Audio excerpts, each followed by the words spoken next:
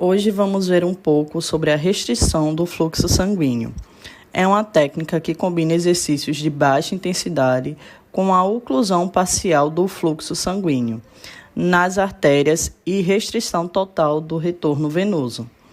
Para isso, usam-se manguitos infláveis que comprimem o membro, criando um ambiente que simula treinos de alta intensidade e levando a ganhos de força e massa muscular. Essa técnica é usada tanto para o treino atlético quanto para a reabilitação, especialmente para pessoas com limitações, idosos ou após cirurgias, pois permite trabalhar um músculo com menor carga.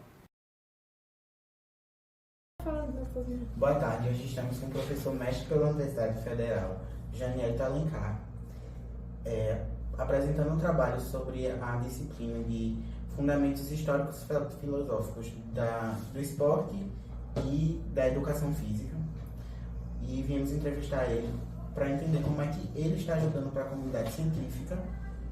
Primeiro, entendendo a trajetória profissional dele e, a partir disso, entender como é que ele está contribuindo para a comunidade científica. Boa tarde, professor. Boa tarde, tudo bem? Como o senhor começou na área da educação física? Bem, eu tive uma experiência já, a gente sempre começa durante a graduação, né? Que eu gosto de dizer que não somos estudantes, somos profissionais em formação. Nesse período eu sempre tive ênfase em projetos relacionados ao treinamento de força, a experiência com avaliação física e primeiros socorros. Procurava englobar todas essas atividades. Posterior a isso, após a formação inicial, realizei diversos trabalhos em academias. Fui professor de academia, coordenei academia, tive principalmente o processo de avaliação física, né, dentro da minha formação, e trabalhamos sempre dentro dessa perspectiva. A formação acadêmica, conforme ela foi progredindo, sempre trabalhei com grupos especiais, então a população que eu sempre direcionava os meus clientes como personal para públicos idosos e com condições específicas. Também no início da minha atuação profissional fui membro de uma equipe multidisciplinar, que era o Instituto de Ortopedia e Traumatologia da Paraíba, que a gente trabalhava especificamente em casos pós-cirúrgicos ortopédicos, no processo de reabilitação e recondução aos estados funcionais dos indivíduos. Também trabalhei com a parte de projetos relacionados à hidroginástica e treinamento funcional para equipes de algumas instituições públicas e privadas de João Pessoa, e dei uma pausa na conduta prática para começar a formação acadêmica de fato. Então, iniciei a especialização em medicina do esporte. Concomitante ao final, iniciei o mestrado aqui na UFPB, na área de cineantropometria e desempenho humano. Após a conclusão do mestrado, tivemos um interstício de 2 anos em decorrência da pandemia e iniciei o doutorado em 2022, com previsão de conclusão no início de 2026. Durante essa trajetória do doutorado foi onde eu tive a maior variabilidade dentro do campo da educação física. Então foi quando eu comecei de fato a atuação como docente. Fui professor substituto no IFPB, professor substituto na UFPB e atualmente sou professor associado do Centro Universitário Unifacisa, além de ser professor de algumas pós-graduações da Três Marias e da DNA Faculdades. E atualmente ainda exerço a função docente e trabalho com uma clínica relacionada à saúde e qualidade de vida, que é a Clínica LUT, onde a gente trabalha principalmente com pessoas oriundas de doenças metabólicas, né? E também temos outras atividades de consultoria para empresas relacionadas à NR1, que é a normativa relacionada à saúde dos trabalhadores, e que a educação física ela tende a contribuir muito diante dessa normativa. Além de consultorias técnicas do ponto de vista de treinamento de força para empresas como academias e equipamentos para condomínios. A atuação, o senhor atua agora como doutorando na UFPB, correto? Correto. A atuação, antes da gente entender a atuação do senhor na comunidade científica, o senhor pode falar um pouco sobre o seu projeto? Claro. Então, desde do mestrado, eu trabalho com restrição de fluxo sanguíneo. A princípio, no mestrado, eu trabalhei com pessoas vivendo com HIV/AIDS e o impacto desse método dentro da perspectiva de alteração do ciclo de treinamento dessa população. Já no doutorado, trabalhei com ajustes metodológicos do método. Então, a gente trabalha para a variabilidade da prescrição desse método, relacionando pessoas treinadas e destreinadas, sexo, frações de restrição e a pressão de insolação, que é uma das variáveis hemodinâmicas que a gente utiliza para a prescrição do método. O senhor pode falar como o seu estudo vai contribuir para a comunidade científica e a importância dele dentro da comunidade científica?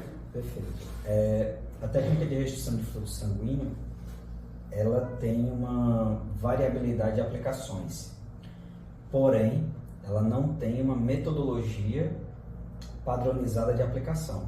Então, o objetivo desse estudo é que a gente trabalhe com uma margem de segurança maior, bem como uma individualização da prescrição do treino associada à restrição de fluxo sanguíneo, que é um dos fatores que a gente precisa de maior suporte.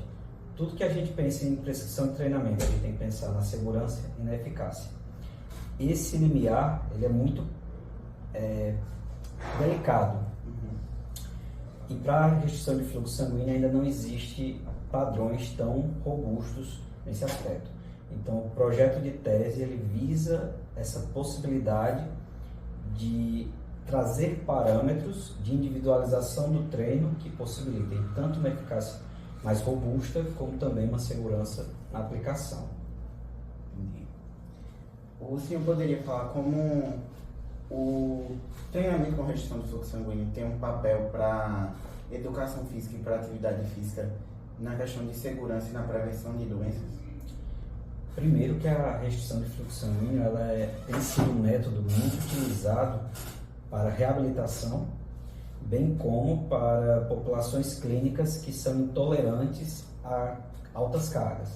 Então, por exemplo, um idoso que tem uma articulação prejudicada, você não vai conseguir fazer com cargas muito elevadas. Então, a restrição de fluxo sanguíneo, ela entra como uma ferramenta que possibilita você ter ganhos hipertróficos que vai gerar saúde para aquele sujeito, porém, sem ter o estresse articular que normalmente a gente vai ter no treinamento com alta carga. Então, ela entra nesse processo de saúde e doença. E também tem sido bastante eficaz diante de diversas condições clínicas, como no caso do meu mestrado, HIV, tem populações com diabetes que têm mostrado ter um resultado muito bom, com uma margem de segurança. Por exemplo, uma pessoa com diabetes, exercício aeróbico é algo positivo? É. Só que se essa pessoa ela sofre um corte no pé durante a prática de exercício físico, é um sujeito que está arriscado a ter um processo de cicatrização muito mais lento. Uma pessoa hipertensa também se mostrou um método que apresenta uma margem de segurança muito boa. Osteoporose, apesar da dilatação de tempo para que tenha efeito sobre esse metabolismo, também se mostrou eficaz. E estamos trabalhando sempre dentro dessa perspectiva, o surgimento de doenças e a aplicação da técnica.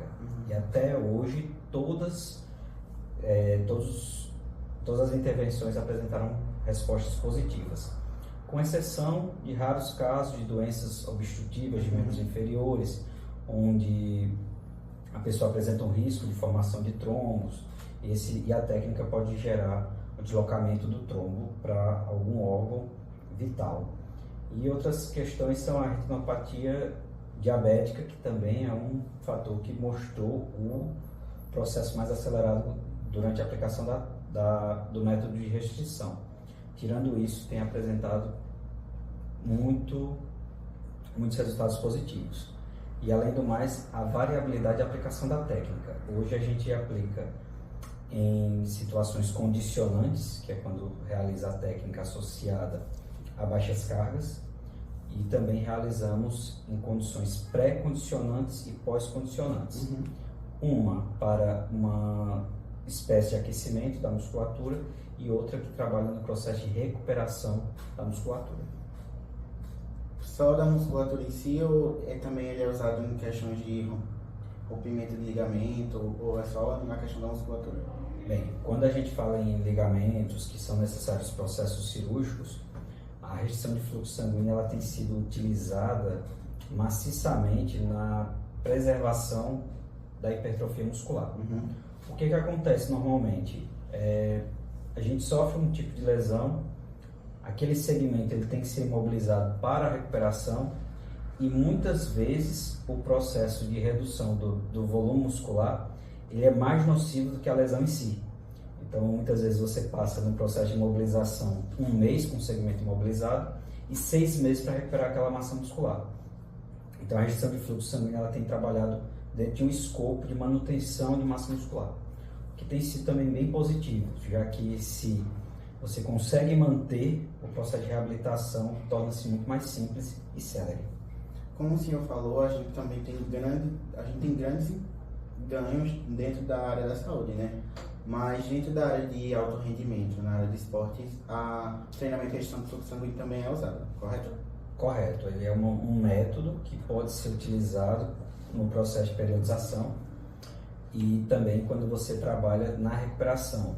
Hoje está saindo os estudos direcionados para a recuperação, porque a gente tem que pensar da seguinte forma: o alto desempenho hoje não é só você fazer o seu máximo, mas também em quanto tempo você consegue fazer o máximo novamente. Então, se a gente consegue trabalhar em um processo de redução desse máximo, de atingir o máximo, a gente está tendo resultados positivos. Então, a restrição de fluxo sanguíneo está trabalhando nesse aspecto, bem como nas condições pré-condicionantes, que serve como uma espécie de aquecimento. Em vez de você estar realizando, por exemplo, um movimento que poderia ser lesivo para a competição, que exagerasse, você pode utilizar até o método e ele servir como uma espécie de aquecimento sem gerar mobilidade articular, que também pode ser bastante benéfico no desempenho. Para quem quer seguir dentro dessa área científica e dentro da área de cinematopia, como o senhor falou, o senhor tem alguma dica para que possa passar? Estudem, primeiro, tá?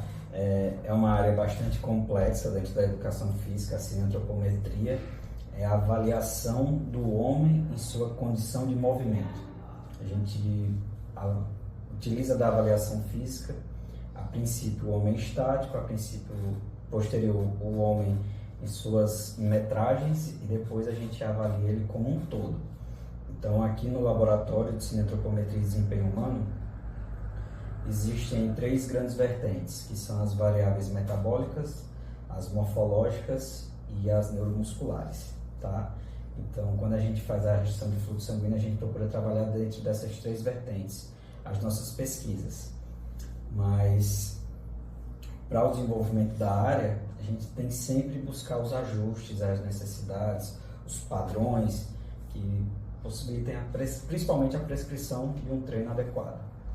Então, para quem quer enveredar por essa área, é uma área que busca valores quantitativos dentro das pesquisas, a aplicação de causa e efeito. Então, você vai buscar um estado inicial e um estado final. Se aquele indivíduo ele ganhou força com aquela intervenção, se aquele indivíduo reduziu valores de percentual de gordura para a redução do peso corporal total, para o desenvolvimento de massa muscular, o processo hipertrófico, tudo isso é estudado dentro dessa área. Então, são várias vertentes que precisam ser alinhadas. Então, quem busca estudar a cineantropometria, ele vai ter que aplicar trabalhos quantitativos, que a metodologia ela esteja alinhada para o desempenho humano. Então, a gente tem essas duas, essa engrenagem que se encaixa. Não existe cineantropometria sem desempenho humano, não existe desempenho humano sem cineantropometria. Então, é uma engrenagem que ela tem que estar sempre funcionando. E, como consequência, a gente também direciona para a saúde. basicamente, todas as pesquisas relacionadas a desempenho humano se inicia com atletas, depois para a população ativa e depois para populações clínicas. Então, nós temos essa gama de diversidade, sempre calculando dose e resposta. Que hoje o parâmetro principal é a prescrição do treino em relação à dosagem. Se hoje você falar que vou prescrever um treino onde o objetivo principal é aliar força e aeróbio, é muito simples você chegar para determinada população e dizer, olha, você precisa fazer treino aeróbio, você precisa fazer treino de força. Muito simples. Mas qual a dose que aquele indivíduo vai precisar realizar aquele treino é que é o grande diferencial. E aqui a gente busca trazer essas doses e respostas e trazer na eficácia e eficiência dos treinos.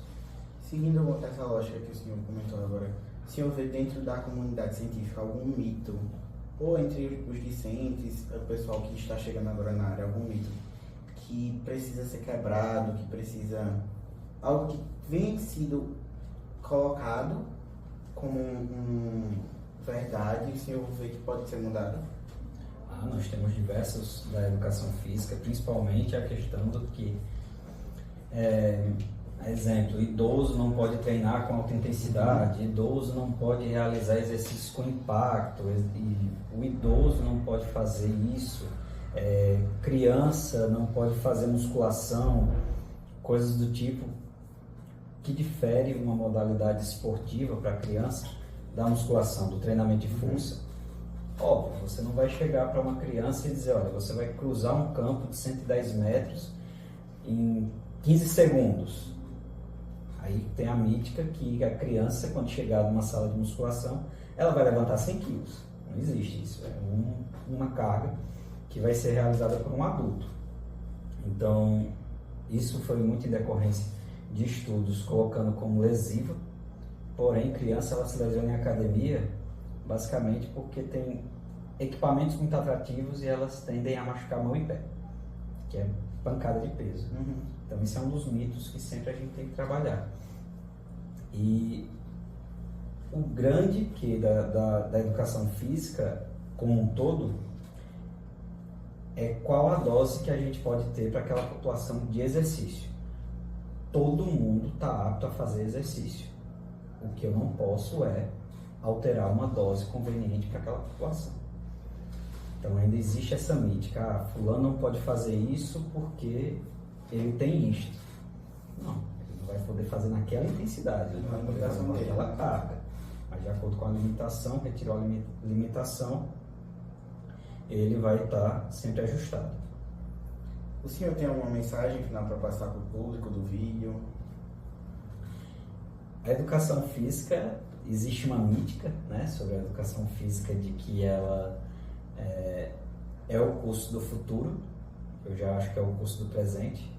Nós estamos uma franca ascensão, um leque sendo aberto de diversas vertentes. Hoje a educação física é um curso que está inserido na escola, é um curso que está sendo inserido no mercado autônomo, é um curso que é inserido no ambiente hospitalar, é um curso que está sendo inserido na saúde coletiva e é um curso que você não consegue observar alguma área de atuação profissional que o profissional de educação física não consiga se encaixar.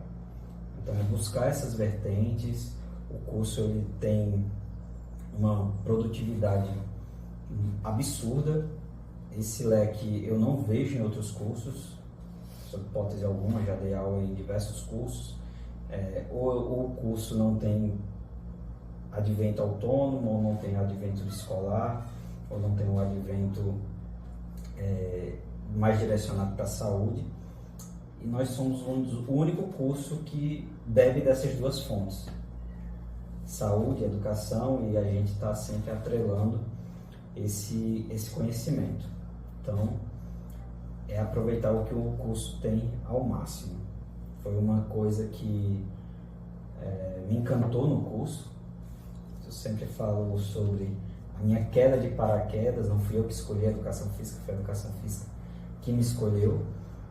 A educação física foi minha 4ª graduação a ser iniciada. E Foi de repente, eu disse, não, vou fazer educação física para dar um tempo para escolher outro curso.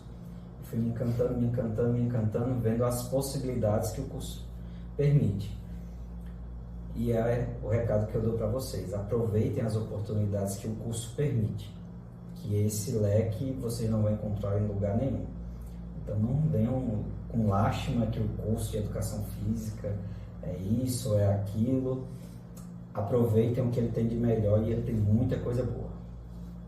Eu acho que muito da fala do senhor é que eu vejo nos alunos ultimamente é reclamar muito do que o curso poderia oferecer, mas não ir atrás do que o curso oferece. Perfeito, é uma colocação excelente, porque assim, às vezes, em algumas áreas, o campo fica um tanto quanto superficial por conta dessa abertura desse leque. Então, muitas vezes eu não sei se eu quero ir para o esporte, eu não sei se eu quero ir para a saúde, eu não sei se quero ir para a educação, mas a universidade, ela tem uma finalidade já pelo próprio nome. A universidade vem de universo. Então, obrigatoriamente, a proposta de um curso de graduação é mostrar o universo daquela área. Então, quando vocês estiverem pagando disciplinas relacionadas à saúde, aproveitem o que está direcionado à saúde. Se estiver direcionado à educação, está direcionado à educação. Aos esportes, por aí vai. Depois da formação, é que as pessoas têm que observar onde elas devem se aprofundar. E por isso que existem as especializações, os mestrados, os doutorados, que é para que tenha um direcionamento mais aprofundado. E essa universalidade do curso de educação física é que tem que ser aproveitado. O curso deveria ter isso, deveria ter aquilo. Bem, são estruturas que vão sendo evolutivas de acordo com a demanda do mercado e das estruturas públicas para a absorção dos formados do curso. Mas é um curso que vocês têm oportunidades mil. Então, tem que aproveitar. E a universidade, ela permite uma vivência total do curso. Então, tempo integral, pesquisa, extensão. Se quiserem chegar de 7 horas da manhã, saírem 10 horas da noite, mas vivam o curso, aproveitem. Não pensem em atuação profissional precoce, que é uma das dinâmicas mais nocivas que a gente tem no curso de educação física, é a iniciação profissional precoce. Então, e é o que mais ocorre, né? É um dos fatores que mais ocorre. Então, tipo, pessoas que estão no segundo, terceiro período, surge a oportunidade de ser estagiário em uma academia, não é tão enfático nessa formação inicial, que inclusive muitas vezes as disciplinas direcionadas para isso vão ocorrer no final do curso. Mas aí tem uma escolinha de futsal que eu já estou dando aula de futsal porque eu já era atleta de futsal. Muitas vezes você deixa de se aprofundar e absorver todo esse leque que a educação física permite. A exemplo, hoje eu faço doutorado em avaliação física. Comecei minha atuação em avaliação física, mas aproveitei ao máximo tudo que foi permitido. Hoje eu estou com a possibilidade da atuação profissional muito mais direcionada para o esporte e escolar, então tende a ter essa absorção também. Então é sempre seguir no que o curso permite e no que as possibilidades surgem. Professor, muitíssimo obrigado pela disponibilidade do seu tempo e de vir deixar entrevistar o senhor. Eu tenho só a agradecer e muitíssimo obrigado pela entrevista. A gente vai encerrar a entrevista aqui. E com isso a gente pode ver na entrevista como a protocolização do treinamento de gestão de fluxo sanguíneo tem um ganho para a comunidade científica e como está sendo importante para a comunidade. Agradeço novamente ao professor pela disponibilidade de estar conosco para apresentar o trabalho.